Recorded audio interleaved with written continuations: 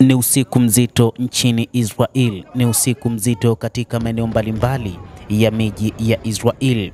Huko Tel Aviv, makombora kutoka nchini Iran yanarindima.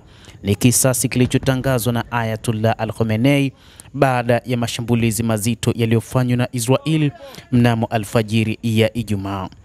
Israel imefanya mashambulizi dhidi ya Iran, na wakati huu Iran iliapa kwamba lazima italipiza kisasi.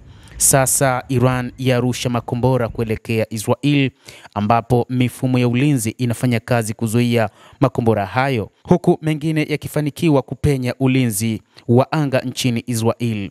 Mifumo ya ulinzi ya THAAD kutoka nchini Marekani ikishirikiana na ile ya Iron Dome ambayo imetengenezwa nchini Israel inashirikiana katika kuhakikisha wanalinda anga la Israel, lakini makombora ni mengi.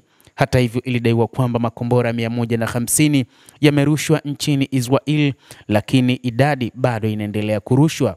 Ni kama mvua inayonyesha ndani ya Israel.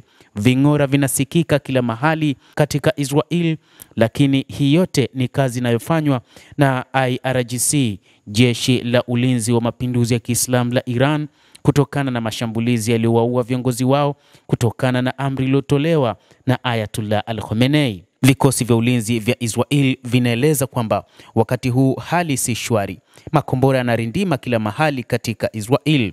Msemaji wa jeshi hilo anasema umma unaagizwa kuingia katika eneo linalohifadhiwa na kubaki humo hadi ilani nyingine itakapotolewa. Kuondoka kwa eneo lililohifadhiwa kunaruhusiwa tu kufuatia maagizo ya wazi. Endeleeni kufuata maagizo ya kamandi ya nyumbani, inaeleza taarifa kutoka IDF kutoka kwa msemaji wa jeshi la Israel, ambaye amesema wakati anatoa taarifa hiyo. Hata hivyo, taarifa ambayo ilitolewa na jeshi la Iran ilieleza kwamba hii ni haki yetu kufanya kisasi baada ya mashambulizi yaliyoua viongozi wao wakubwa ndani ya jeshi la Iran. Na huku kiongozi mwadham Ayatollah Al-Khamenei akiteua makomando wapya, makomando wengine baada ya wale waliouawa.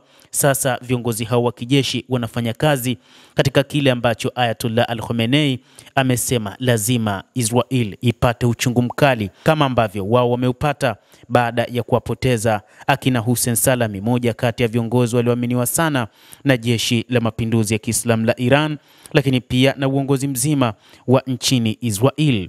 Sasa wakati huu ni wakati wa visasi. Hali ya Mashariki ya Kati itazidi kuwa mbaya zaidi. Wachambuzi wa mambo wanasema hali itakuwa mbaya kutokana na ukweli kwamba makundi mbalimbali yalieleza uhalisia wa kile ilichoona baada ya Iran kushambuliwa siku ya Ijumaa. Makundi kama vile kundi la Hamas lilieleza na kusikitishwa na mashambulizi hayo, lakini pia makundi ya Lebanon kama vile Hizbullah na kundi lingine la Kihouthi kutoka nchini Yemen yamelani mashambulizi hayo, yakisema kwamba hili lazima litalipwa, na wakati huu malipo yameanza. Ni mashambulizi mazito kwelikweli katika ardhi ya Tel Aviv na kwingineko nchini Israel. Endelea kutufuatilia mtazamaji, na usisahau kulike, usisahau kucomment, kadhalika na kusubscribe channel yetu hii. Utakuwa ukipata habari hizi kwa mapana hapa The World News. Naitwa Adam Hussein. Usiku mwema.